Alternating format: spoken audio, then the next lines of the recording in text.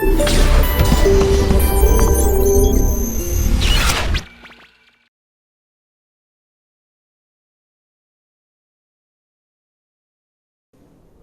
Students, तो चलिए आज हम बात करते हैं बॉडी फ्लूइड एंड सर्कुलेशन के बारे में। तो बात करते हैं बॉडी फ्लूइड एंड सर्कुलेशन की, तो सबसे पहले जो चीज हमारे दिमाग में आती है वो है ब्लड। तो पहले अपन ब्लड के बारे में पढ़ते हैं।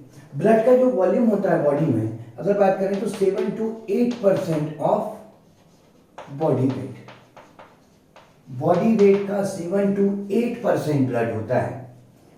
अगर यहां पर ब्लड के कंपोजिशन की अगर हम बात करें तो ब्लड में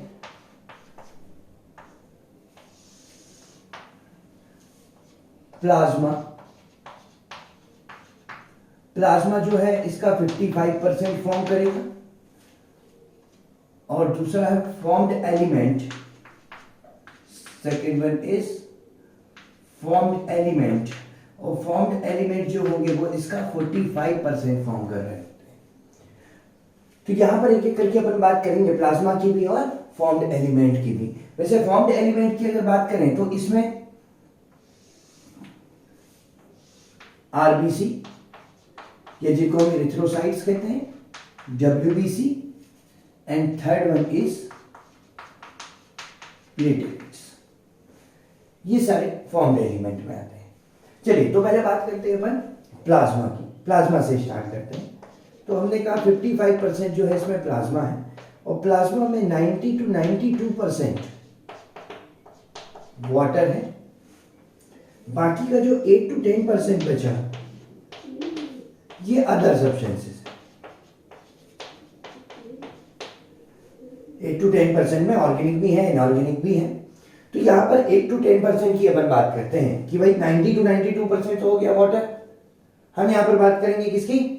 8 to 10% के बारे में, कि 8 to 10% जो अपन अदर सब्सटेंसेस लिखे इसमें मेजर सब्सटेंसेस, मेजर कंपोनेंट्स क्या क्या हैं।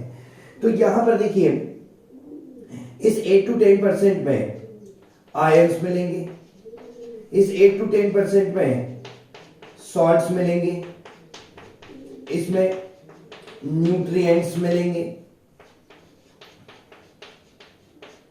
एक्सक्रीटरी वेस्ट मिलेंगे।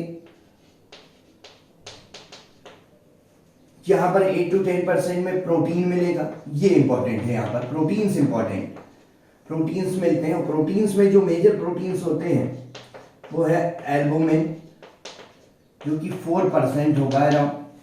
एल्बुमिन जो है वो ब्लड के ऑस्मोटिक कंसंट्रेशन को मेंटेन करने के लिए रिस्पॉन्सिबल होता है। सेकेंड हम बात करें यहां पर ग्लोब्यूलिन। ग्लोब्यूलिन जो होता है 2 to 2.5% है। और ग्लोब्यूलिन जो होते हैं, जैसा कि आप सभी जानते होंगे कि गामा ग्लोब्यूलिन जो होते हैं वो एंटीबॉडीज फॉर्म करते हैं। तो यहां पर ग्लोब्यूलिन का मेजर रोल जो है वो इम्यूनिटी में हो गया, फॉर्मेशन ऑफ एंटीबॉडीज में हो गया। थर्ड जो है यहां पर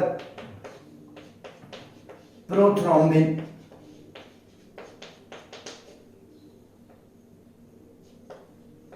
फोर्थ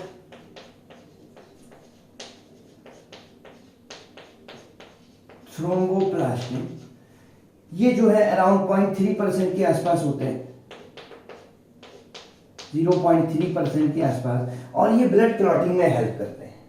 सो यहां पर अपन ने देखा कि प्रोटीन्स में मेजर प्रोटीन जो है वो एल्बुमिन है, जो कि ऑस्मोटिक कंसंट्रेशन को मेंटेन करने का काम कर रहा है। ग्लोबुलिन है जो कि एंटीबॉडीज फॉर्म करते हैं। प्रोथ्रोम्बिन एंड जो है थ्रोम्बोप्लास्टिन है, और फाइब्रिनोजन भी हो सकता है। यहां पर थ्रोम्बोप्लास्टिन, अगेन फाइब्रिनोजन, यहां पर ये थ्रोम्बोप्लास्टिन, फाइब्रिनोजन, प्रोथ्रोम्बिन, ये सभी जो है बहुत कम अमाउंट में है, और इनका काम है ब्लड क्लॉटिंग में हेल्प करना। बेसिकली अगर अपन थ्रोम्बोप्लास्टिन की बात करें, अभी जो है ब्लड क्लॉटिंग में आगे पढ़ेंगे, थ्रोम्बोप्लास्टिन प्रोड्यूस करता है इंजर्ड टिश्यू प्लेटलेट्स, ये थ्रोम्बोप्लास्टिन बनाती हैं। इसका आगे अभी कंटिन्यूएशन होगा तो हम डिस्कस करेंगे इसके बारे में भी, ठीक है। तो यहां पर हम बात कर रहे थे कि प्लाज्मा के मेजर कंपोनेंट्स क्या क्या हैं। अब हम बात करते हैं यहां पर फॉर्म्ड एलिमेंट्स की। प्लाज्मा के बाद हम सेकेंड पार्ट जो आ रहा है इसका ब्लड का, वो है फॉर्म्ड एलिमेंट। और फॉर्म्ड एलिमेंट में सबसे पहले हम पढ़ने वाले हैं आरबीसी, ये जिसको हम कहते हैं एरिथ्रोसाइट्स। आरबीसी और एरिथ्रोसाइट्स के काउंट की अगर हम बात करें सो 4.5 टू 5.5 मिलियन पर cubic millimetre of blood. Blood के पर क्यूबिक मिलीमीटर में कितनी 4.5 से 5.5 मिलियन के आसपास होती है। अगर आरबीसी की लाइफ स्पेन अराउंड जो है 120 डेज के आसपास है। इसके बाद ये जो है डेड हो जाती हैं और डेड आरबीसी को डिस्ट्रॉय करने का काम होता है स्प्लीन का, इसलिए हम स्प्लीन को कहते हैं ग्रेवयार्ड ऑफ आरबीसी। तो यहां पर काउंट पढ़ लिया। आरबीसी जो होती है वो ई न्यूक्लिएटेड या हम इसको नॉन न्यूक्लिएटेड भी कहते हैं। एक्चुअली ई न्यूक्लिएटेड इसलिए बोला क्योंकि इसमें न्यूक्लियस प्रेजेंट होता है ड्यूरिंग द डेवलपमेंट। मतलब इमेच्योर आरबीसी की बात करें सो इमेच्योर आरबीसी में तो न्यूक्लियस होगा लेकिन मैच्योर आरबीसी में न्यूक्लियस नहीं होता, तो वो नॉन न्यूक्लिएटेड या डी न्यूक्लिएटेड हो जाती है। यहां पर न्यूक्लियस एब्सेंट है means other cell organelles, mitochondria absent, mitochondria यहां पर एब्सेंट है, अदर सेल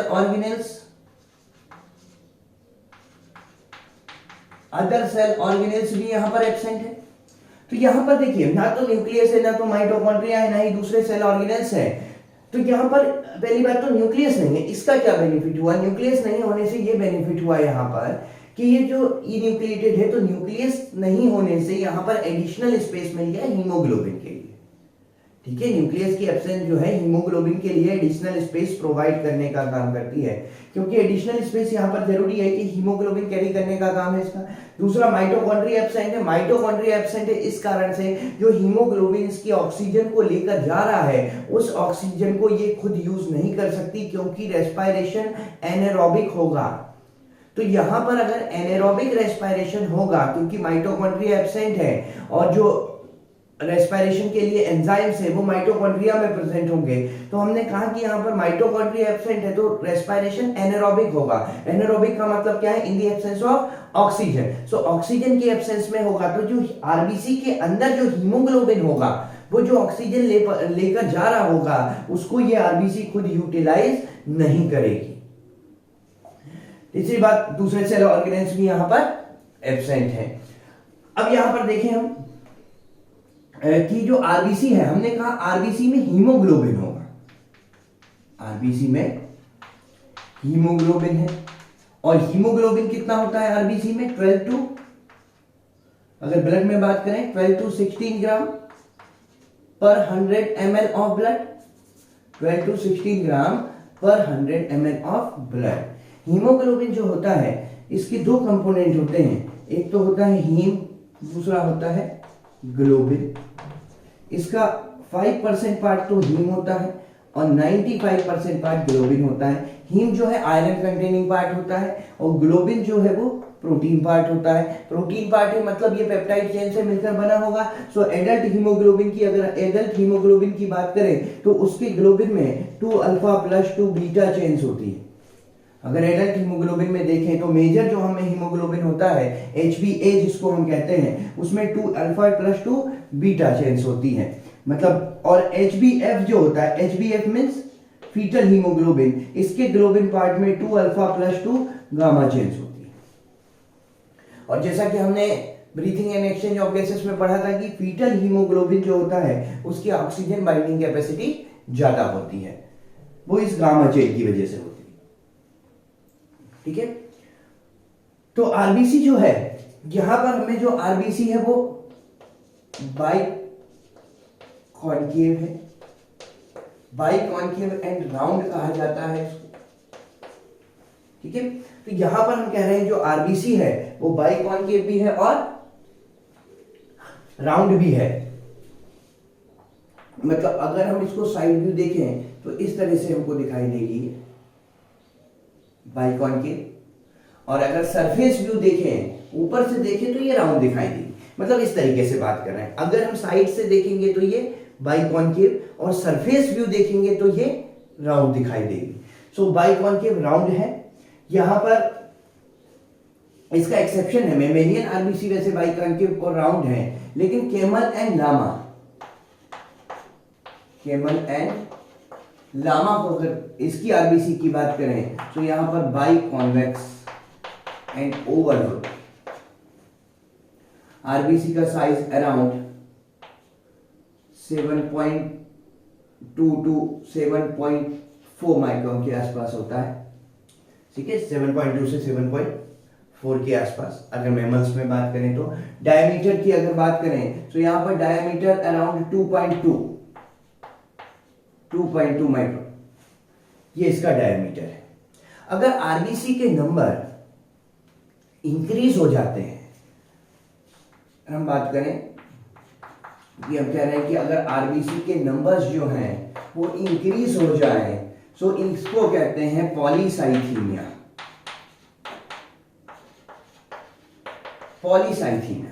जनरली जब हम हायर एल्टीट्यूड पे जाते हैं, तो हायर एल्टीट्यूड पे जाने के बाद क्या होता है कि अगर हम कुछ दिनों तक वहां पर रहते हैं तो वहां पर ऑक्सीजन का प्रेशर कम होता है, सो हीमोग्लोबिन की ऑक्सीजन बाइंडिंग टेंडेंसी कम हो जाती है। इस कारण से वहां पे बॉडी को इनफ ऑक्सीजन गेन करने के लिए आरबीसी के नंबर बढ़ाने होते हैं। मतलब आरबीसी के नंबर मतलब पॉलीसाइथीमिया हो जाता है। वहां पर जो हिली एरियाज में पर्सन रहते हैं उनमें आरबीसी के नंबर्स ज्यादा होते हैं। उसका रीजन यही है क्योंकि वहां ऑक्सीजन का प्रेशर कम है, इस कारण से हीमोग्लोबिन की ऑक्सीजन बाइंडिंग टेंडेंसी या ऑक्सीजन बाइंडिंग एफिनिटी क्या है, कम है। अगर आरबीसी के नंबर्स कम हो जाए, अगर नंबर्स कम होते हैं तो इसको कहते हैं एरिथ्रोपीनिया। आरबीसी के नंबर कम होना एरिथ्रोपीनिया, और एरिथ्रोपीनिया कैन लीड टू एनीमिया। इसी की वजह से एनीमिया भी हो सकता है। ठीक है। अच्छा, जो ब्लड की अपन बात कर रहे हैं यहां पर, अगर हम ब्लड में देखें, ब्लड में ये जो फॉर्म्ड एलिमेंट है ना, total amount of cells in blood, इसको हम कहते हैं PCV, packed cell volume. PCV क्या है, total cells, total amount of cells. Cells का जो टोटल अमाउंट है वो तो क्या कहलाएगा, पैक्ड सेल वॉल्यूम, पीसीवी या पैक्ड सेल वॉल्यूम। अगर केवल आरबीसी की बात करें तो उसको एचवी कहते हैं। एचवी क्या है, हीमेटोक्रिट वैल्यू।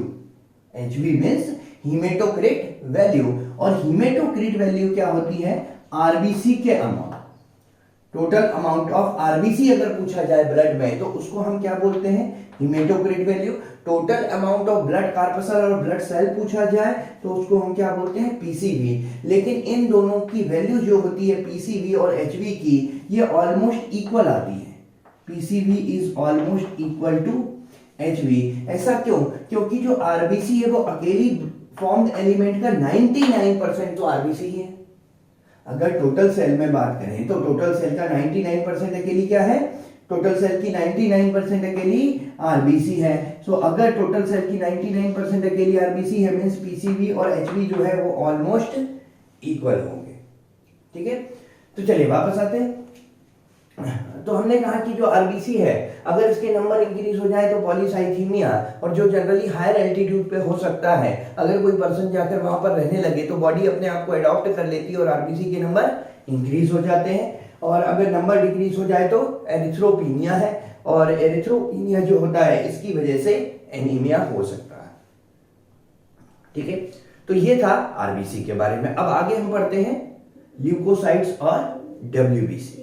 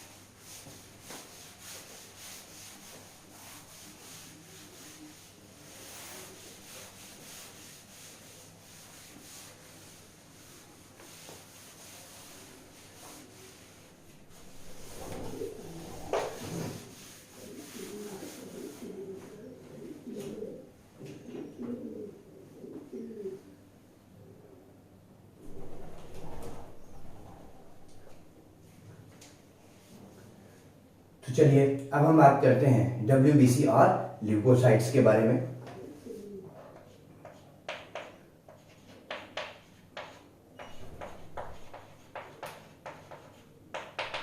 WBC और ल्यूकोसाइट्स, अगर TLC की बात करें, TLC में total leucocyte count, total leucocyte count जो है वो है 6000 टू 8000 पर क्यूबिक मिलीमीटर ऑफ ब्लड। और जो WBC होती है, अगर इनके नंबर्स इंक्रीज हो जाए, इनके नंबर्स का इंक्रीज होना ये कहलाता है leucocytosis. Leucocytosis, increase in number of WBC is called leucocytosis. और ये ल्यूकोसाइटोसिस वाली कंडीशन आ सकती है, ये कंडीशन आती है ड्यूरिंग एलर्जी, ये कंडीशन ड्यूरिंग इन्फेक्शन, बैक्टीरियल और वायरल इन्फेक्शन। इनकी वजह से जो है ल्यूकोसाइट के काउंट इंक्रीज हो जाते हैं, क्योंकि जो ल्यूकोसाइट्स होती है हमारे एंटीजन से लड़ने का काम करती है, उसके अगेंस्ट में फाइट करने का काम करती है। तो जब भी एलर्जी या इन्फेक्शन वाली कंडीशन आती है तो उस कंडीशन में क्या होता है, ल्यूकोसाइट के नंबर इंक्रीज हो जाते हैं। बात करते हैं नंबर डिक्रीज होना। इनके नंबर्स जो हैं अगर डिक्रीज हो जाए, so decrease in number of WBC is called leukocytopenia. Leukocytopenia. और नंबर डिक्रीज कब होंगे, इनके नंबर जनरली डिक्रीज होते हैं during AIDS and during typhoid. इस टाइम पर WBC के नंबर जो है वो डिक्रीज हो जाते हैं। यहां पर अगर एबनॉर्मल इंक्रीज हो जाए नंबर में, नॉर्मल इंक्रीज होना, नॉर्मल इंक्रीज मतलब किसी इंफेक्शन से फाइट करने के लिए अगर इंक्रीज हो रहे हैं सो वो नॉर्मली इंक्रीज होंगे, ठीक है। अगर एबनॉर्मल इंक्रीज हो जाए, एबनॉर्मल इंक्रीज मतलब अगर ये पर क्यूबिक मिलीमीटर में 1 लाख से ज्यादा हो जाए, भाई नॉर्मली इंक्रीज होंगे 10,000, 20,000, 25,000 इस तरीके से होंगे। लेकिन अगर एबनॉर्मल इंक्रीज हो जाए तो उसको हम कहते हैं ल्यूकेमिया या ब्लड कैंसर। लेकिन ये एबनॉर्मल इंक्रीज इन नंबर है और ये नंबर्स जो हैं मोर देन 1 लाख, अगर 1 लाख से ज्यादा हो जाए पर क्यूबिक मिलीमीटर ऑफ ब्लड, सो तब जाके हम इसको बोलते हैं ल्यूकेमिया और ब्लड कैंसर, इसको कंसीडर किया जाता है, ठीक है। सो यहाँ पर WBC की हम बात कर रहे हैं। WBC अराउंड वही 3, 4, 5 डेज, हालांकि इनमें कई टाइप की WBCs हैं, सो इसके जो लाइफ स्पैन है वो भी वेरी करती है बहुत ज्यादा। अच्छा, WBC जो है न्यूक्लिएटेड है, एक तो अमीबॉइड शेप्ड है। यहाँ पर जो है WBC न्यूक्लिएटेड होगी,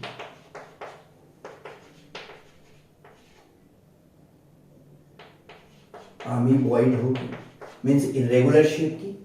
और इनमें एक खास बात होती है कि ये at the site of infection ये ब्लड कैपिलरी से निकल के बाहर आ जाती है। At the site of infection ये ब्लड कैपिलरी से निकल के बाहर आ जाती है और उस प्रोसेस को कहा जाता है डायापेडेसिस। ये एक्चुअली जहां पर इन्फेक्शन होता है वहां पर ये स्क्वीज होती हुई ब्लड वेसल से बाहर निकलती है, ब्लड कैपिलरी से बाहर निकलती है, और इसकी इस प्रॉपर्टी को क्या कहा जाता है, डायापेडेसिस कहते हैं। ये भी एक इंपॉर्टेंट टर्म है जो कि WBC के बारे में, जिसपे कि एग्जाम में क्वेश्चंस आए हुए हैं, ठीक है। तो यहां पर WBC के हम टाइप्स की बात कर रहे थे कि डिफरेंट टाइप की WBCs होती हैं। इसमें अगर हम देखें सो एक तो होती है एग्रेन्युलोसाइट्स, एग्रेन्युलोसाइट, और second one is granulocyte.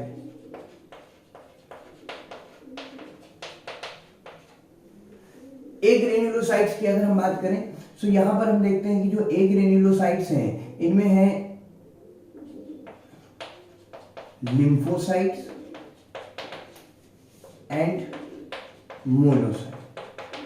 Lymphocytes and monocyte, they are agranulocyte. बात करें ग्रेन्युलोसाइट की, सो ग्रेन्युलोसाइट में अगर हम देखें इओसिनोफिल या जिसको कहते हैं acidophil, basophil, eosinophil, basophil and neutrophil. Eosinophil, basophil and neutrophil, ये तीनों ही क्या है, ग्रेन्युलोसाइट्स है। अब यहां पर पहले तो अपन डीएलसी की बात करते हैं। डीएलसी में डिफरेंशियल ल्यूकोसाइट काउंट, मतलब पहले तो मैंने टीएलसी पढ़ लिया, टोटल ल्यूकोसाइट काउंट कितने हैं ब्लड में। डीएलसी का मतलब है डिफरेंशियल ल्यूकोसाइट काउंट, मींस जो है अलग अलग इनके परसेंटेज कितने हैं। तो यहाँ पर डीएलसी की जब हम बात करते हैं तो लिम्फोसाइट 20 to 25% के अराउंड होती है, मोनोसाइट जो है 6 to 8%, यहाँ पर इओसिनोफिल 2 to 3%, बेसोफिल मिनिमम है 0.5 to 1%, और ये 60 to 64% के आसपास। सो मैक्सिमम आप देख सकते हैं, मैक्सिमम क्या है, न्यूट्रोफिल, सेकंड नंबर पे क्या आती है, लिम्फोसाइट्स, और मिनिमम की अगर बात करें तो वहां पर क्या है, बेसोफिल है। अच्छा, लिम्फोसाइट्स की बात करें, इनका फंक्शन क्या है। सो इनका फंक्शन हम पढ़ते हैं जब हम इम्यून सिस्टम के बारे में बात करते हैं। बी एंटी लिम्फोसाइट्स होती है, ठीक है, जो कि इम्यूनिटी में हेल्प करती है, सेल मीडिएटेड एंड एएमआई और एंटीबॉडी मीडिएटेड इम्यूनिटी में। सो यहाँ पर लिम्फोसाइट्स का बेसिक फंक्शन तो इम्यूनिटी से रिलेटेड है, जिसको हम ह्यूमन हेल्थ एंड डिसीज में डिटेल में पढ़ते हैं। मोनोसाइट्स की अगर बात करें, सो मोनोसाइट जो होती हैं दे आर फैगोसाइटिक, इओसिनोफिल जो है वो mediated in allergy and parasitic infections, allergy and parasitic infection में काम करेगी। बेसोफिल की बात करें, सो बेसोफिल सीक्रेट हेपेरिन जो कि एंटीकोगुलेंट है, हिस्टामिन जो कि वैसोडाइलेटर है, ब्लड वेसल को डायलेट करने का काम करेगा, एंड सेरोटोनिन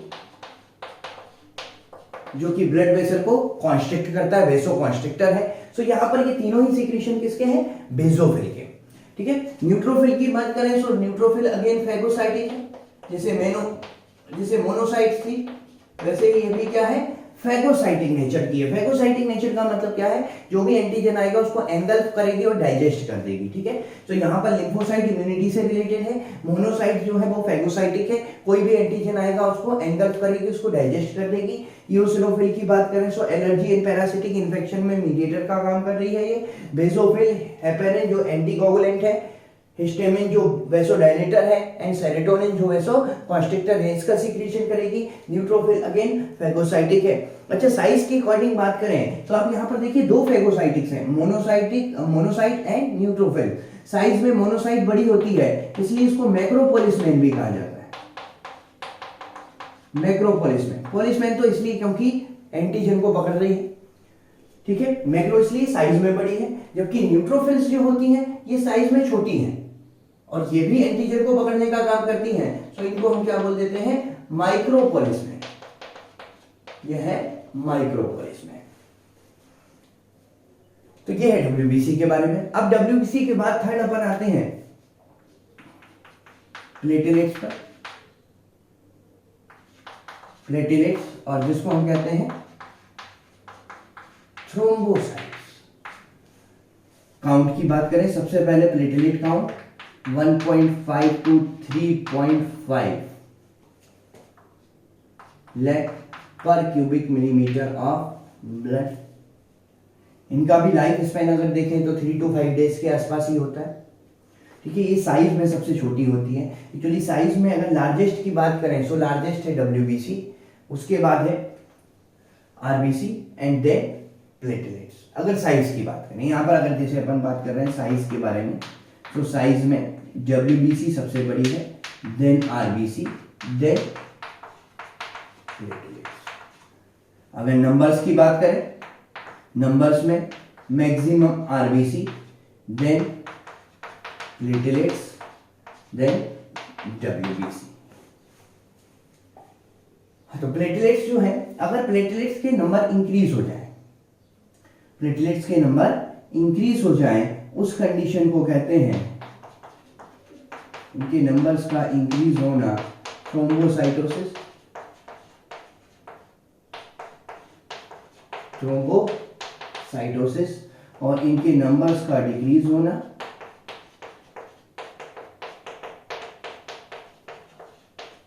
थ्रोम्बोसाइटोपिनिया। इनका जो क्रिटिकल काउंट होता है क्रिटिकल काउंट होता है 40,000। मतलब क्रिटिकल काउंट का मतलब क्या है कि 40,000 से कम अगर हो जाएंगे तो यहां पर इनसे रिलेटेड डिसऑर्डर्स देखने को मिल सकती हैं। ठीक है, इससे अगर कम हो जाए तो प्लेटलेट काउंट से रिलेटेड डिसऑर्डर्स देखने को मिल सकती हैं। और प्लेटलेट चूंकि ब्लड क्लॉटिंग में हेल्प करती है, इस कारण से अगर इनके काउंट इससे कम हो जाए तो ब्लीडिंग डिसऑर्डर हो जाती है। उस ब्लीडिंग डिसऑर्डर को हम कहते हैं परप्यूरा। वो ब्लीडिंग डिसऑर्डर क्या कहलाती है? परप्यूरा, जो कि प्लेटलेट काउंट के कम होने से होती है। प्लेटलेट जो होती हैं ये एक बेसिकली फ्रेगमेंट्स ऑफ सेल्स हैं, और जिन सेल्स के फ्रेगमेंट है उनको कहते हैं मेगाकैरियोसाइट। एक्चुअली ये प्रॉपर सेल्स नहीं है, सेल के टुकड़े हैं। और किस सेल के टुकड़े हैं? मेगाकैरियोसाइट। मेगाकैरियोसाइट सेल्स के फ्रेगमेंट हैं, जो कि ओवल हो सकते हैं, डिस्क शेप के हो सकते हैं। और यहां पर इनके फंक्शन की अगर बात करें तो देखिए, प्लेटलेट का फंक्शन एक तो है प्लेटलेट प्लग बनाना। प्लेटलेट प्लग, प्लेटलेट प्लग क्या है? जैसे कि क्या होता है, जब ब्लड वेसल हमारी रप्चर होती है, देखिए क्लॉट बनना वो अलग चीज है। जब ब्लड वेसल हमारी थोड़ी बहुत रप्चर हो रही है तो उस कंडीशन में क्या होता है कि प्लेटलेट वहां पर आके एग्रीगेट हो जाती है।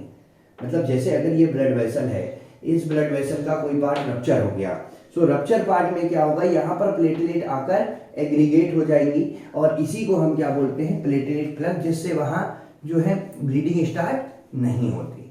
ठीक है, सो प्लेटलेट प्लग बनाना इसका एक फंक्शन है। इसका फंक्शन है सीक्रीशन ऑफ सेरोटोनिन। ये भी सेरोटोनिन सीक्रेट करती है, जो कि वैसोकंस्ट्रिक्टर है, जो अभी अपन ने पढ़ा था। ठीक है, और प्लेटलेट जो है ब्लड क्लॉटिंग फैक्टर थ्रोम्बोप्लास्टिन बनाती है। थ्रोम्बोप्लास्टिन जो कि क्लॉटिंग फैक्टर नंबर 3 है। अभी हम ये क्लॉटिंग फैक्टर में पढ़ेंगे, तो इसको भी बनाना किसका काम है? प्लेटलेट का है। सो ये था ब्लड के बारे में, जहां पर हमने ब्लड में पढ़ा प्लाज्मा, जो कि इसका 55% बना रहा है, और इसके बाद हमने पढ़ा फॉर्म्ड एलिमेंट, जिसमें आरबीसी, डब्ल्यूबीसी और प्लेटलेट्स के बारे में हमने पढ़ा। ठीक है, अब हम इसके बाद आते हैं ब्लड ग्रुप्स पे।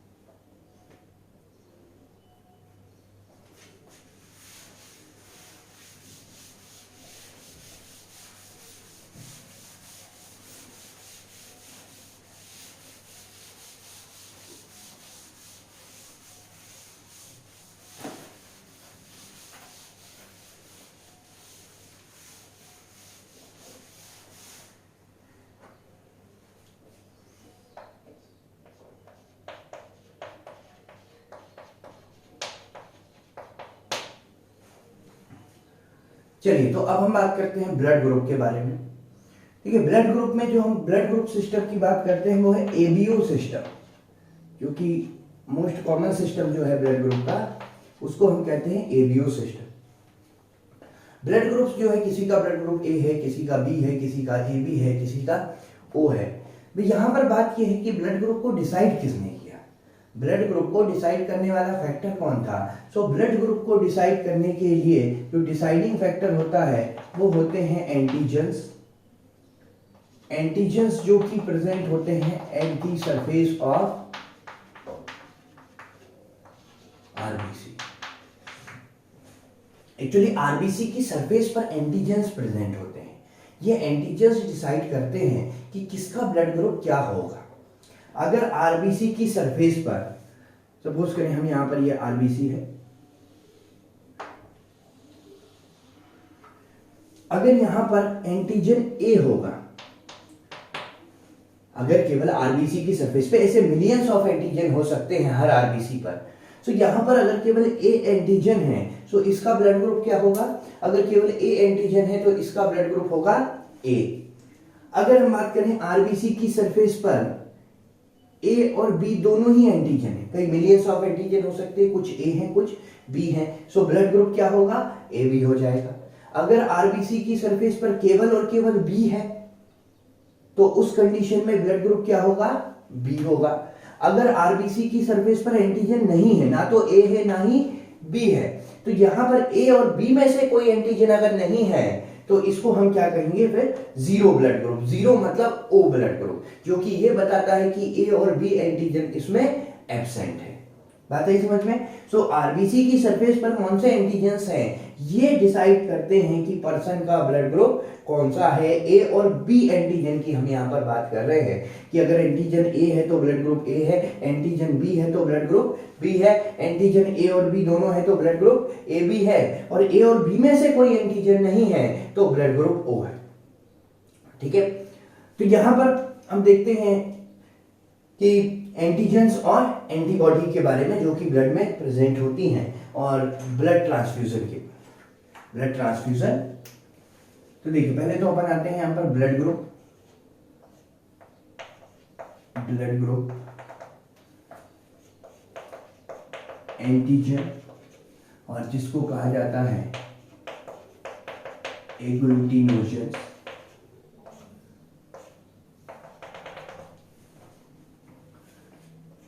देन एंटीबॉडी और एग्लूटिनिन। देखिए एंटीबॉडी जो होती है, ध्यान दीजिएगा, एंटीजन तो हमने कहा on the surface of RBC होते हैं, एंटीबॉडी जो होती है वो प्लाज्मा में प्रेजेंट होती है। एंटीजन जो होते हैं वो बर्थ के पहले बन जाते हैं, एंटीबॉडी जो बनती है वो आफ्टर बर्थ बनती है, और ये कहां पर होगी? प्लाज्मा में। एंटीजेंस कहां पर होंगे? On the surface of RBC पर। सो एंटीजन ब्लड ग्रुप को डिसाइड कर रहे हैं। हमने कहा अगर आरबीसी पर एंटीजन ए है तो ब्लड ग्रुप भी ए होगा, अगर एंटीजन बी है तो ब्लड ग्रुप भी बी होगा, अगर एंटीजन ए एंड बी दोनों है तो ब्लड ग्रुप ए बी होगा, अगर ए और बी में से कोई भी एंटीजन नहीं है तो ब्लड ग्रुप जीरो होगा, मतलब ओ होगा। ठीक है, अब यहां पर जो एंटीजन, ध्यान दीजिएगा, आरबीसी पर जो एंटीजन नहीं है उसके लिए एंटीबॉडीज बनती हैं। ए और बी में से जो भी एंटीजन नहीं है उसके लिए एंटीबॉडीज होती हैं, और वो एंटीबॉडीज कहां पर होती हैं? वो एंटीबॉडीज होती हैं प्लाज्मा में। सो अगर ए में कौन सा एंटीजन नहीं है, बी नहीं है, तो कौन सी एंटीबॉडी बनेगी? बी बनेगी, जिसको हम एंटी बी कह सकते हैं। कैपिटल में लिखेंगे तो एंटी लिखना पड़ेगा, या फिर एंटी नहीं लिखना है तो हम सीधे स्मॉल बी लिख सकते हैं। स्मॉल बी अपने आप में दिखा रहा है कि ये एंटीबॉडी की बात कर रहा है। सो ए में कौन सी एंटीबॉडी नहीं है? कौन सी एंटीजन नहीं है ए में? बी नहीं है, तो बी के लिए एंटीबॉडी, मतलब जो एंटीजन नहीं है उसके लिए एंटीबॉडी है। यहाँ बी नहीं है तो बी के लिए एंटीबॉडी, यहाँ पर ए नहीं है तो ए के लिए एंटीबॉडी, एंटी ए या सीधे स्मॉल में ए लिख दें। ए और बी में दोनों ही है तो एंटीबॉडी भी नहीं है, और यहां पर दोनों ही नहीं है तो दोनों नहीं है तो दोनों के लिए एंटीबॉडी है, मतलब ए भी है और बी भी है। ठीक है, अब अपन बात करते हैं ब्लड डोनेट की और ब्लड रिसीव करने की, मतलब ब्लड ट्रांसफ्यूजन की, कि डोनर और रेसिपिएंट। तो पहले अपन देखते हैं can donate blood, can donate. पहली बात, ये किसको डोनेट कर सकता है? देखिए जब भी हम ब्लड ट्रांसफ्यूजन के बारे में बात करते हैं हमको एक बात ध्यान रखनी होती है कि किसी भी पर्सन के ब्लड में नया एंटीजन नहीं जाना चाहिए। जो एंटीजन है वो चला जाए ठीक है, कम चले जाए तब भी ठीक है, कोई एंटीजन ना जाए तब भी ठीक है, लेकिन कोई भी नया एंटीजन नहीं जाना चाहिए, क्योंकि नया एंटीजन अगर आया तो हमारा इम्यून सिस्टम उसको मारने के लिए एंटीबॉडीज बनाएगा, और वो एंटीबॉडीज जो होंगी वो उस एंटीजन को मारने की कोशिश करेगी, और एंटीजन कहां पर है? आरबीसी को, मतलब इनडायरेक्टली हम कह सकते हैं आरबीसी को डिस्ट्रॉय करेगी। सो इस कारण से कोई भी नया एंटीजन एंटर नहीं करना चाहिए, जो है वो आ जाए, कम आ जाए या फिर ना आए, लेकिन नया एंटीजन नहीं आना चाहिए। सो हम बात करें डोनेट ब्लड ग्रुप, किसको डोनेट कर सकता है? ए ब्लड ग्रुप का पर्सन है, सो ये ए को डोनेट कर सकता है, बिल्कुल कर सकता है। बी को कर सकता है क्या? बी को नहीं कर सकता, क्योंकि बी में ए चला जाएगा, उसके लिए नया हो गया। ए बी को कर सकता है क्या?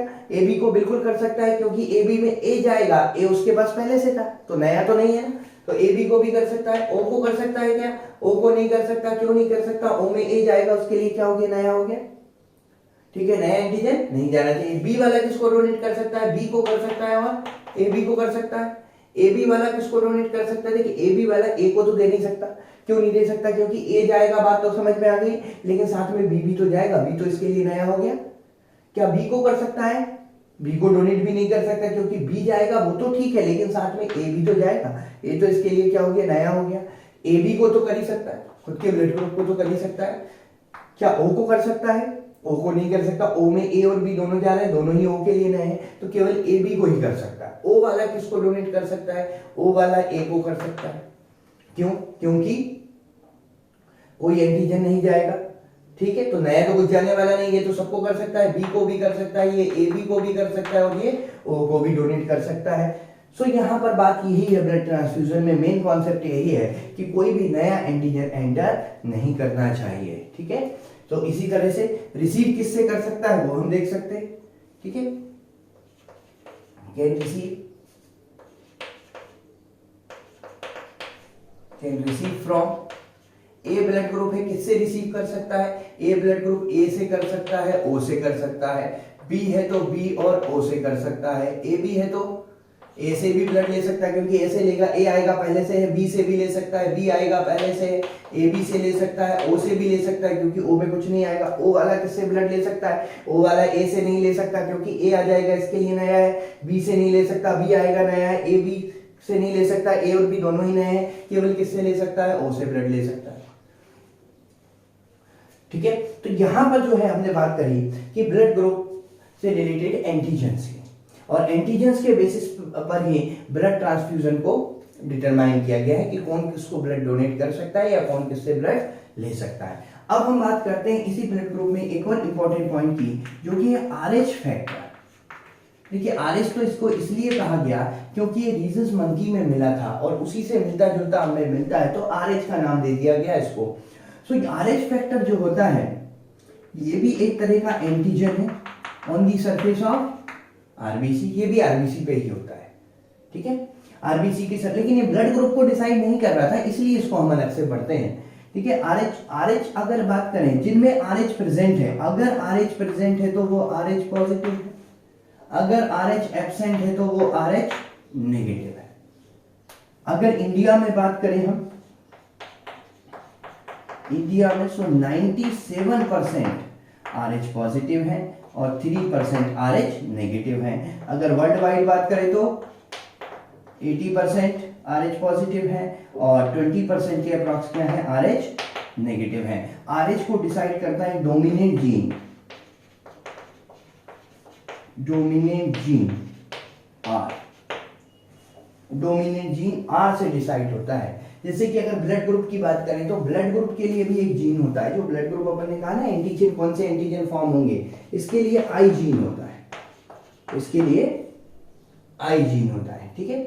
और वैसे ही आरएच के लिए बात करें तो आरएच के लिए डोमिनेंट जीन क्या है? आर है यहाँ पर। तो आरएच प्रेजेंट है तो पॉजिटिव, नहीं है तो नेगेटिव। जैसे कि एक बार बात करते हैं ना कि किसी का ब्लड ग्रुप सपोज किया, आपका ब्लड ग्रुप ए नेगेटिव है, ए नेगेटिव, ए तो मतलब एंटीजन ए है, नेगेटिव का मतलब इसमें आरएच नहीं है।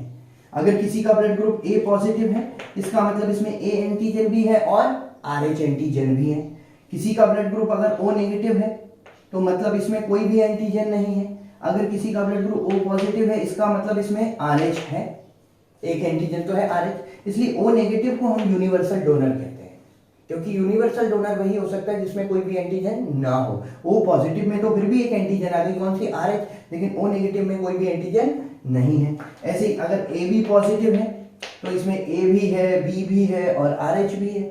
अगर ए बी नेगेटिव है, इसका मतलब ए एंटीजन है, बी एंटीजन है, लेकिन आरएच नहीं है। मतलब ये जो पॉजिटिव नेगेटिव है ये किसको बता रहे हैं? ये RH को बता रहे हैं कि RH प्रेजेंट है या नहीं है, RH फैक्टर जो है वो प्रेजेंट है या नहीं है। सो यहाँ पर यूनिवर्सल रेसिपिएंट जो होता है वो जिसमें कि सारे एंटीजन प्रेजेंट होते हैं वो यूनिवर्सल रेसिपिएंट होता है। वो किसी से भी ब्लड ले सकता है क्योंकि कोई भी एंटीजन उसके लिए नया नहीं होगा। तो यूनिवर्सल रेसिपिएंट कौन सा होगा, AB पॉजिटिव, और यूनिवर्सल डोनर कौन सा होगा, O नेगेटिव।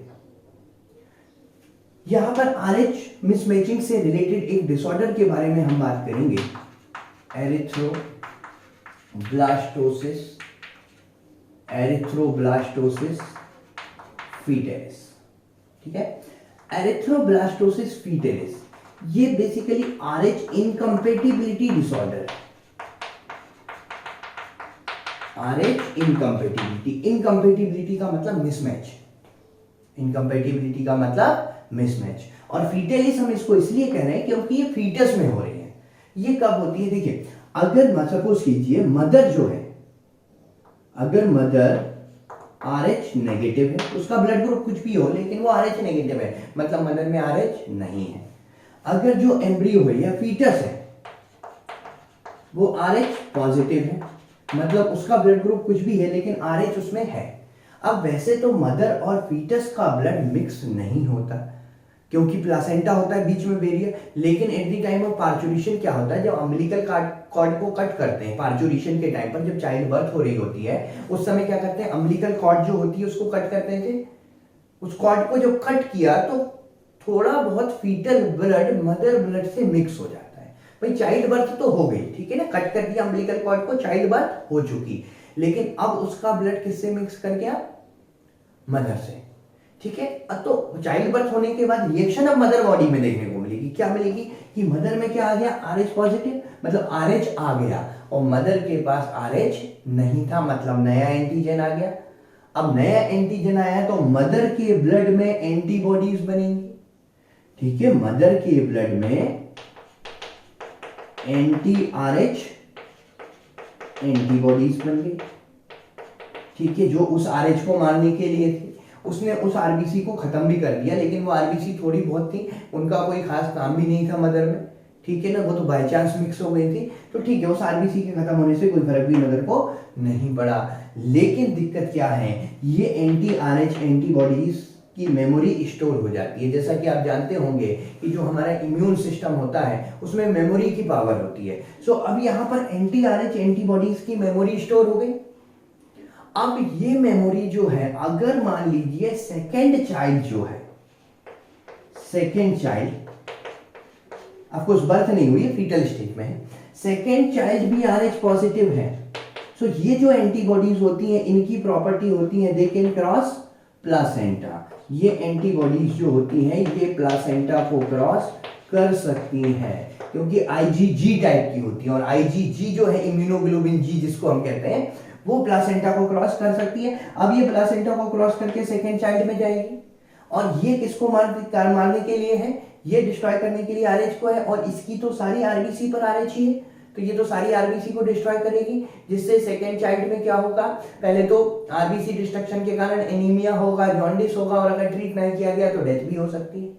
मतलब पहला RH पॉजिटिव जो था इसने एंटीबॉडी बनवाई थी, पहले RH पॉजिटिव ने एंटीबॉडी बनवाई थी मदर में, जो कि उसके बर्थ के बाद बनी थी, लेकिन ये एंटीबॉडी ने अटैक किस पर किया, दूसरे RH पॉजिटिव पर। अच्छा, दूसरा अगर चाइल्ड RH नेगेटिव है तब कोई दिक्कत नहीं है क्योंकि एंटीबॉडीज जाएंगी तो जरूर उसमें, लेकिन मारेंगी किसको, RH ही नहीं मिलेगा तो। ठीक है, लेकिन दूसरा चाइल्ड अगर RH पॉजिटिव है तब दिक्कत है कि वो सारी RBC को डिस्ट्रॉय करने लगेंगी और जो है उसको डिसऑर्डर्स होने लगेंगी सेकेंड चाइल्ड को। मतलब ये जो एरिथ्रोब्लास्टोसिस फीटलिस देखने को मिली वो सेकेंड पॉजिटिव चाइल्ड को देखने को मिली, और किस कंडीशन में मिली, जब मदर नेगेटिव है और चाइल्ड पॉजिटिव है। ठीक है, इसको प्रिवेंट करने के लिए क्या करते हैं, after the delivery of first positive child, जैसे ही फर्स्ट पॉजिटिव चाइल्ड की बर्थ होती है और मदर को एंटी-RH एंटीबॉडी के इंजेक्शन दे देते हैं, एंटी-RH एंटीबॉडी के इंजेक्शंस दे दिए जाते हैं after the birth of first positive child.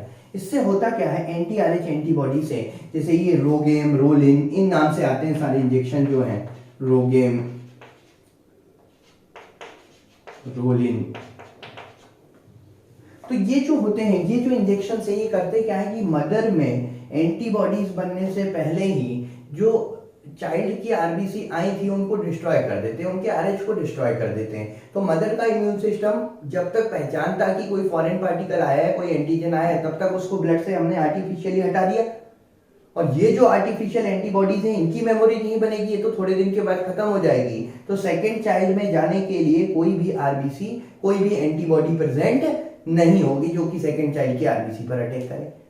ठीक है, तो मदर के इम्यून सिस्टम को बेसिकली हमने यहाँ पर क्या किया है, एक्टिवेट होने से रोका है। ठीक है, तो ये था एरिथ्रोब्लास्टोसिस फीटलिस के बारे में। अब आगे हम पढ़ते हैं ब्लड क्लॉटिंग।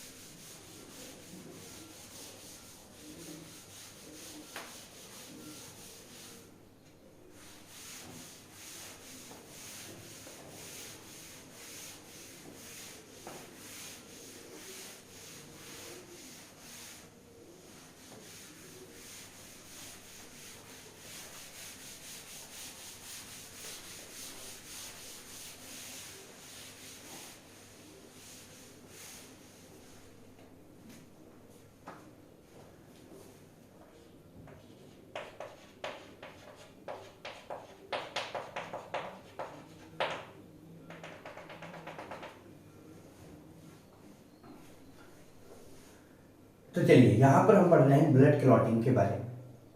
ठीक है, ब्लड क्लॉटिंग में पहली बात तो अपन बात करते हैं इसमें क्लॉटिंग फैक्टर्स की, क्लॉटिंग फैक्टर्स के बारे में। सो क्लॉटिंग फैक्टर में जो फर्स्ट फैक्टर है fibrinogen,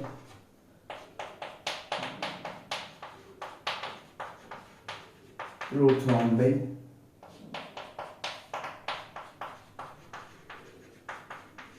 thromboplastin, fourth is calcium,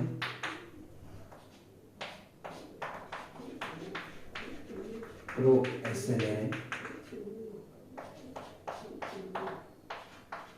unidentified factor,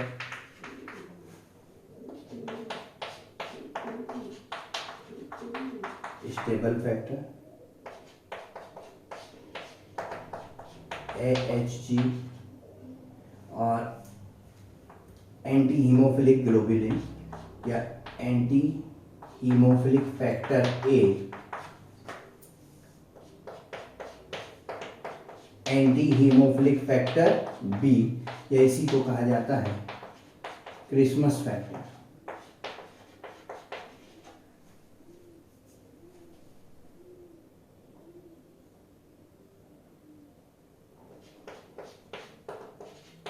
Stuart factor,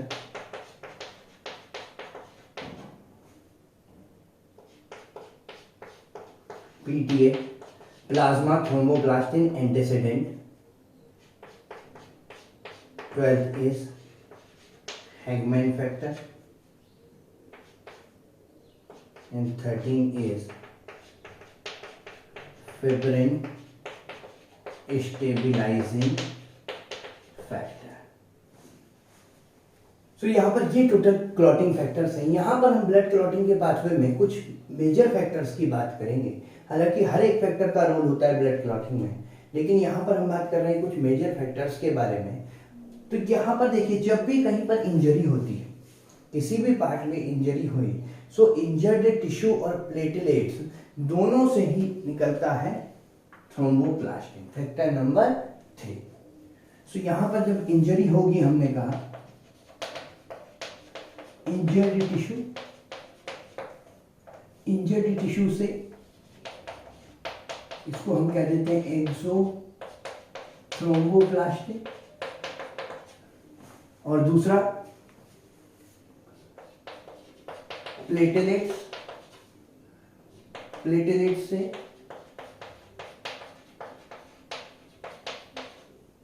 endothromboplastin, inject tissue और प्लेटलेट दोनों से क्या निकला, थ्रोम्बोप्लास्टिन। ठीक है, यहां पर ये thromboplastin react with calcium ion, ये कैल्शियम आयन से रिएक्ट करके एक एंजाइम फॉर्म करता है जिसको कहते हैं प्रोथ्रोम्बिनेज,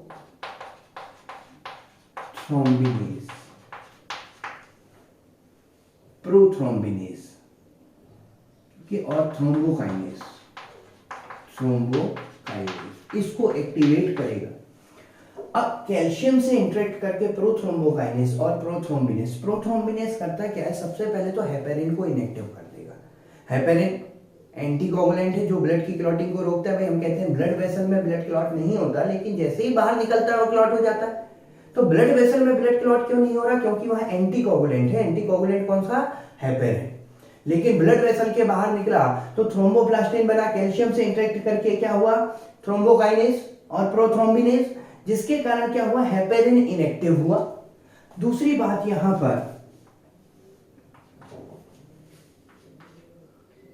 प्रोथ्रोम्बिन कन्वर्ट हुआ थ्रोम्बिन में, thrombin again with the help of calcium factor number 4। ठीक है, प्रोथ्रोम्बिन कौन सा फैक्टर हो गया, फैक्टर नंबर 2। प्रोथ्रोम्बिन एक्टिवेट हुआ, किसमें कन्वर्ट हुआ, थ्रोम्बिन में। थ्रोम्बिन जो है ये कन्वर्ट करता है फाइब्रिनोजिन को, फाइब्रिनोजिन को ये कन्वर्ट करेगा किसमें, फाइब्रिन में। फाइब्रिनोजिन जो है ये ब्लड सॉल्युबल प्रोटीन है, ब्लड सॉल्युबल, और फिब्रिन जो है वो ब्लड इनसॉल्युबल है। मतलब जब फिब्रिन बना तो ब्लड में इसके जो फाइबर्स हैं वो अलग हो गए। पहले तो यहां पर तो सॉल्युबल थे, सॉल्युबलाइज्ड थे, लेकिन अब क्या हुआ, यहां पर ये इस तरह से अलग हो गए। फिब्रिन्स के फाइबर्स जो हैं वो अलग अलग हो गए क्योंकि ब्लड इनसॉल्युबल है। इसके बाद इस फिब्रिन पर फैक्टर नंबर 13 वर्क करेगा, फैक्टर नंबर 13 जिसको हम कहते हैं फिब्रिन स्टेबलाइजिंग फैक्टर। और फिब्रिन स्टेबलाइजिंग फैक्टर क्या करेगा, ये स्टेबलाइज, ये इसको स्टेबलाइज्ड फिब्रिन में कन्वर्ट कर देगा, स्टेबलाइज्ड फिब्रिन, इस तरह से ये स्टेबलाइज्ड फिब्रिन में कन्वर्ट कर देगा। ठीक है, क्रॉस लिंकेज बन जाएंगे इसके, और इसी स्टेबलाइज्ड फिब्रिन से आकर जुड़ेंगी डेड सेल्स। जो डेड सेल्स होंगी ब्लड में वो इससे आकर फंसती जाएंगी, इससे आकर जुड़ती जाएंगी, और stabilized fibrin plus dead cells, stabilized fibrin plus dead cells, इसी को ही हम क्या कहते हैं, क्लॉट। ये कहलाता है क्लॉट। ठीक है, बात आई समझ में। तो जब इंजरी हुई तो इंजर्ड टिश्यू से थ्रोम्बोप्लास्टिन, प्लेटलेट से थ्रोम्बोप्लास्टिन, कैल्शियम से इंटरेक्ट करके थ्रोम्बोकाइनेज और प्रोथ्रोम्बोकाइनेज जो हेपेरिन जो एंटीकोगुलेंट है उसको इनएक्टिव करेगा, प्लस कैल्शियम की हेल्प से प्रोथ्रोम्बिन को थ्रोम्बिन में कन्वर्ट किया, थ्रोम्बिन ने फाइब्रिनोजिन को फाइब्रिन में कन्वर्ट किया। Fibrinogen is clotting factor number 1। Fibrin जो है ब्लड इनसॉल्युबल है, इस कारण से इसके थ्रेड्स जो है वो अलग हो जाएंगे, और स्टेबलाइज्ड फिब्रिन की हेल्प से नेटवर्क बना लेंगे, क्रॉस लिंकेज बना लेंगे, जिससे आकर डेड सेल्स फंसती जाएंगी, और इसी को हम क्या बोलते हैं, क्लॉट। अच्छा, क्लॉट बनने के कुछ टाइम के बाद आपने देखा होगा वहां से कुछ सिक्रीशन निकलता है, वाटरी फ्लूइड निकलता है, उसको हम कहते हैं सीरम। वो जो फ्लूइड होता है, कलरलेस फ्लूइड होता है, वो क्या कहलाता है, सीरम। सीरम कलरलेस है और इट कैन नॉट क्लॉट। ये बात इंपॉर्टेंट है यहाँ पर कि सीरम क्लॉट नहीं कर सकता क्योंकि सीरम में क्लॉटिंग फैक्टर्स एब्सेंट होते हैं। सीरम को हम कह सकते हैं plasma minus clotting factor. Serum जो है वो है प्लाज्मा माइनस क्लॉटिंग फैक्टर, मतलब प्लाज्मा में से क्लॉटिंग फैक्टर हटा दें तो क्या बचेगा, तो बचेगा सीरम। ठीक है, तो यहां पर जो है सीरम क्लॉट नहीं कर सकता, ये वाली बात इंपॉर्टेंट है, ध्यान रखना। ब्लड क्लॉट कर सकता है, प्लाज्मा क्लॉट कर सकता है, लिम्फ भी क्लॉट कर सकता है, लेकिन सीरम क्लॉट नहीं करता। तो ये जो ब्लड क्लॉटिंग की पूरी मैकेनिज्म थी, it is the example of cascade effect, ये कैस्केड इफेक्ट का एग्जांपल है। कैस्केड इफेक्ट का मतलब क्या होता है? चेन रिएक्शन जो चल रही है, एक से दूसरी, सेकंड से थर्ड, थर्ड से फोर्थ, इस तरह से जो चेन रिएक्शन चल रही है उसी को क्या कहा जाता है? कैस्केड। सो ये कैस्केड इफेक्ट का एक एग्जांपल है क्लॉटिंग मैकेनिज्म। ठीक है, चलिए तो अब हम पढ़ते हैं ह्यूमन हार्ट के स्ट्रक्चर के बारे में। मतलब अब हम ह्यूमन सर्कुलेटरी सिस्टम की बात करते हैं, उनके स्ट्रक्चर की बात करते हैं। ये तो हमने ब्लड के बारे में पढ़ा है, यहाँ पर ब्लड, ब्लड ग्रुप्स और ब्लड क्लॉटिंग के बारे में। अब हम हार्ट से रिलेटेड जो है कुछ बातें करते हैं और हार्ट के स्ट्रक्चर को समझते हैं।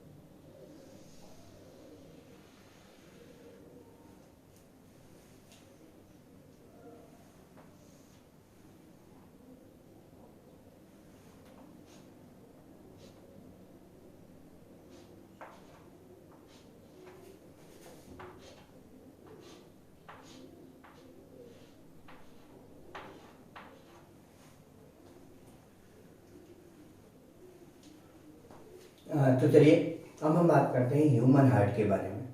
तो जैसा कि हम सभी जानते हैं ह्यूमन हार्ट में 4 चेंबर्स होते हैं। 2 अपर चेंबर जो है, स्मॉलर चेंबर जो है वो होते हैं एट्रिया, और लोअर चेंबर जो है, बिगर चेंबर, उनको हम कहते हैं वेंट्रिकल्स। तो यहाँ पर आप देखिए ये हार्ट का पूरा एक स्ट्रक्चर बना हुआ है। यहाँ पर ये जो स्ट्रक्चर है इसको, ये है नीचे के दोनों ventricle, right ventricle, left ventricle, right atria, left atria. ठीक है, राइट एट्रिया में यहां पर ब्लड लेकर अरे ये सुपीरियर वेने कावा, एसबीसी, या जिसको हम कहते हैं प्री कावल, जो बॉडी के अपर पार्ट से डीऑक्सीजनेटेड ब्लड लाती है। आईवीसी, इंफीरियर वेने कावा या पोस्ट कावल, जो बॉडी के लोअर पार्ट से डीऑक्सीजनेटेड ब्लड को लेकर आती है। यहां पर आप देख सकते हैं ये है एओर्टा, ये है पल्मोनरी आर्टरी, और यहां पर ये है पल्मोनरी वेन्स। ठीक है, पल्मोनरी आर्टरीज जो है वो डीऑक्सीजनेटेड ब्लड कैरी करती हैं, यहाँ पर पल्मोनरी वेन जो है वो ऑक्सीजनेटेड ब्लड कैरी कर रही है। यहाँ पर फिर देख सकते हैं आप राइट एट्रिया और राइट वेंट्रिकल के बीच में जो वॉल्व है जिसको हम कहते हैं ट्राइकस्पिड वॉल्व, ट्राइकस्पिड वॉल्व, ये जो है यहाँ पर bicuspid valve,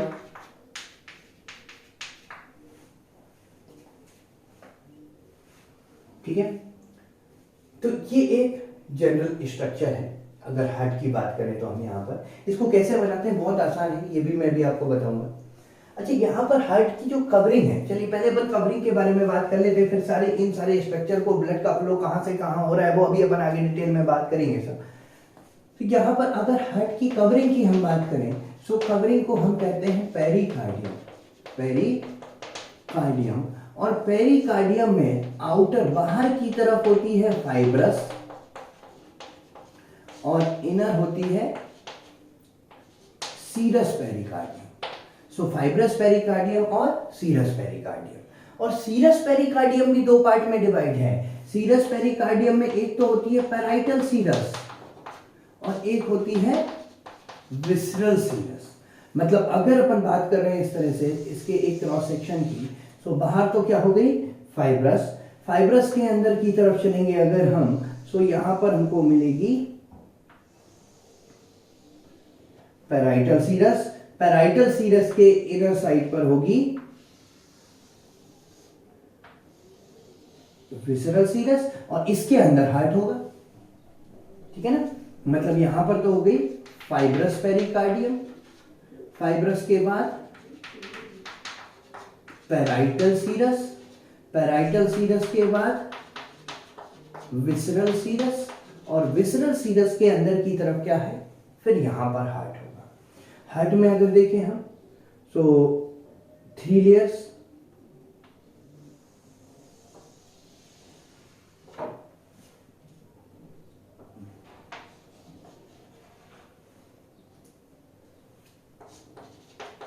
epicardium outer most, myocardium thickest and middle layer made up of cardiac muscles and endocardium inner layer which remains in contact with blood। इसके अंदर की तरफ क्या होगा, ब्लड। तो पूरा सीक्वेंस देखें तो ये होगा। ये तो कवरिंग वाली बात हो गई और ये हार्ट की लेयर हो गई, ठीक है। So heart is made up of 3 layers, epicardium, myocardium and endocardium। Epicardium is outermost, myocardium middle layer, endocardium is inner layer which remain intact with blood, ठीक है।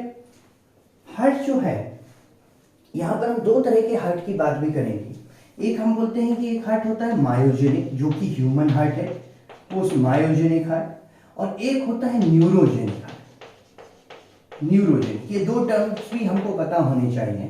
देखिए मायोजेनिक नाम से समझ में आ रहा है muscle generated, myogenic means muscle generated, neurogenic neuron generated.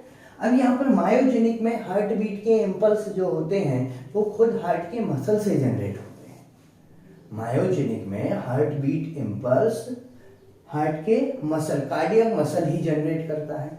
जबकि न्यूरोजेनिक में क्या होता है, न्यूरोजेनिक में हार्ट बीट के जो इम्पल्स होते हैं वो न्यूरॉन्स के थ्रू आते हैं, वो ब्रेन से न्यूरॉन्स के थ्रू हार्ट तक आते हैं। मतलब मायोजेनिक में अगर हम न्यूरॉन्स को कट कर दे, मायोजेनिक हार्ट में अगर हम जो नर्व्स आ रही हैं हार्ट तक उनको कट कर दे तब भी हार्ट बीट तो करेगा, क्योंकि इंपल्स तो खुद हार्ट ही जनरेट कर रहा है, खुद हार्ट के मसल जनरेट कर रहे हैं। लेकिन न्यूरोजेनिक में ऐसा नहीं होता। न्यूरोजेनिक में तो इंपल्स जो है नर्व के थ्रू आ रहे हैं और ब्रेन जनरेट कर रहा है, इसलिए अगर हम न्यूरॉन्स को कट कर दें तो हार्ट बीट जो है वो स्टॉप हो जाएगी। मायोजेनिक में मोस्ट ऑफ दी वर्टेब्रेट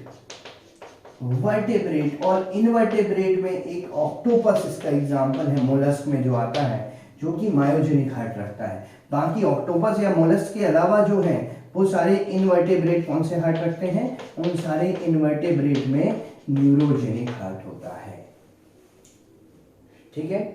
तो यहाँ पर ये हम पढ़ रहे थे अभी हार्ट के जनरल स्ट्रक्चर के बारे में। इसको कैसे ड्रॉ करते हैं, बहुत सिंपल है इसको ड्रॉ करना। ब्लड का फ्लो किस डायरेक्शन में होता है, कहाँ से ब्लड एंटर कर रहा है, कहाँ पर जा रहा है, इन सारी चीज़ों को हम जो है आगे नेक्स्ट क्लास में कंटिन्यू करेंगे। आज के लिए इतना ही, थैंक यू।